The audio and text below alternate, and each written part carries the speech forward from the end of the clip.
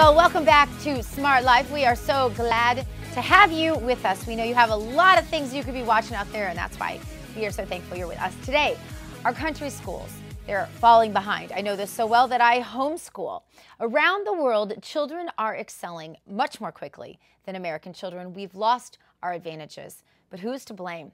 Well, Richard Berman of the Center for Union Facts says that he knows. Richard, welcome to Smart Life. I'm excited to get your take on this.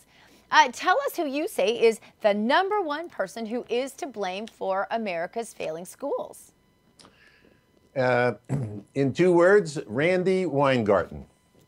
Randy Weingarten is head of the American Federation of Teachers, and I'll just tell it to you up front. If you want a lot of the factual information that I base my agreement on, all your folks need to do is to go to AFT for American Federation of Teachers, aftfacts.com, and you'll find out very quickly just how horrible the situation has become in the city schools around the country at the suggestion of Randy Weingarten, who refuses to accept reforms that would put more competent teachers in the classrooms and get rid of the incompetence that is so troublesome and quite frankly at the core of the problems that we're experiencing.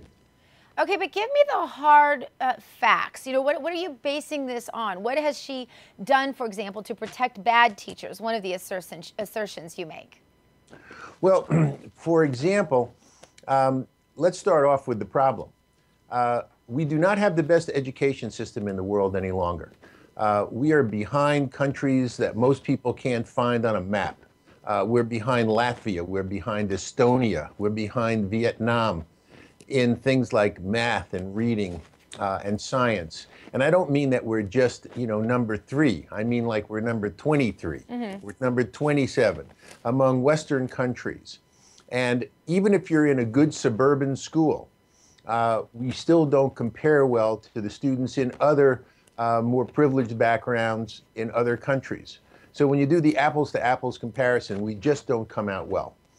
And Second, I understand that, but my question for you was, what's the hard data? What has she done, this person that you're pinpointing as the root of the problem in our education system? Tangibly, what has she done that has made it this way? What are the facts? Well, what she has done is she has opposed all of the reforms that people who are in the business of education understand are necessary in the school system. For example, she refuses to acknowledge the fact that there is incompetence in the school system and that we need to get rid of teachers who are either burned out or have proven that they're not good educators. They have a system in the school system called tenure, which is really something that was established in universities. And in the public school system, it makes absolutely no sense to have tenure, which means that you basically can't get fired, even if you're incompetent, even if you're a substandard teacher, unless the school system goes through a very expensive firing process that generally involves over $100,000 a year to fire somebody who wants to contest that firing. In no other business, in no other workplace, you get the kind of protection that you get if you are a union teacher in the AFT system. And quite frankly, you can fire police, you can fire cops, you can fire lawyers and doctors so much easier for incompetence than you can fire an incompetent teacher. So that's #1. #2, good teachers do not get paid more money under Randy Weingarten's system.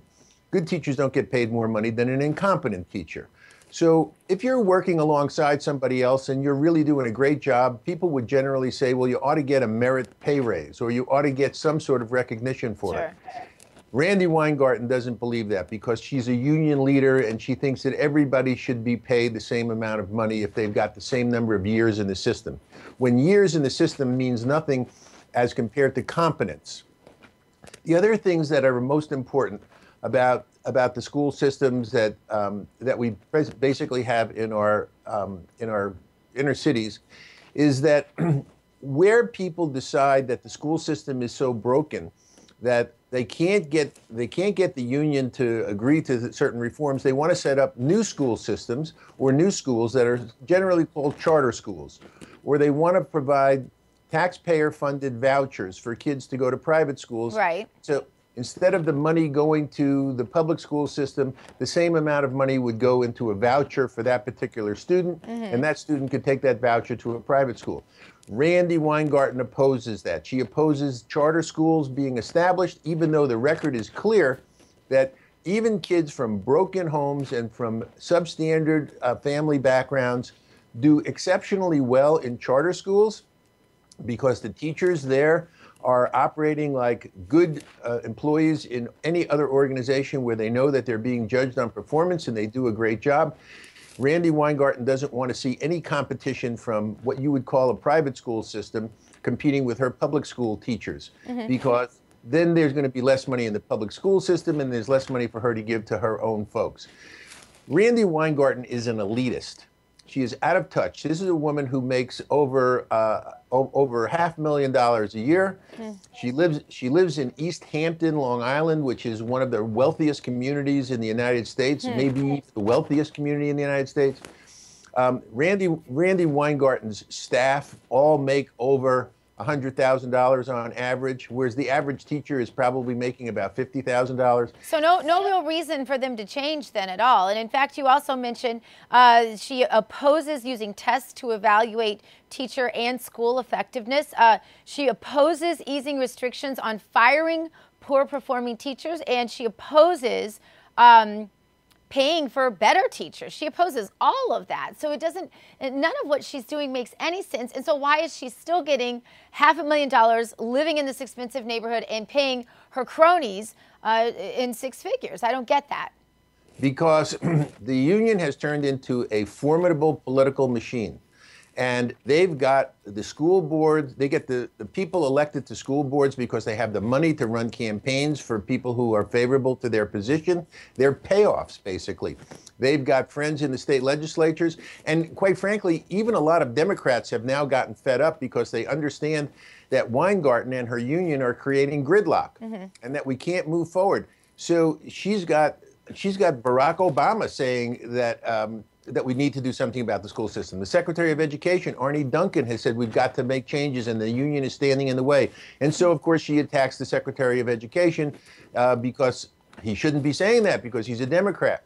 And, you know, the other thing is that she is pretty smart about buying friends all over the world as opposed to just, you know, in the backyard of the unions. You know, why is the union using union dues money to give money to the Bill Clinton Foundation for his presidential library?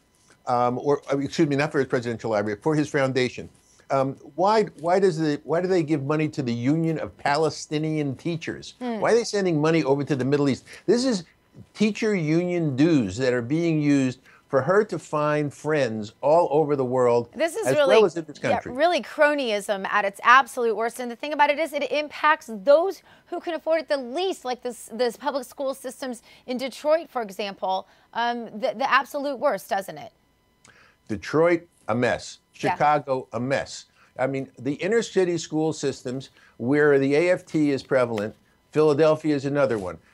These school systems are busted. They're broken. They're busted. And I appreciate it. We're out of time. I'm so sorry. Richard Berman, you can find him at aftfacts.com.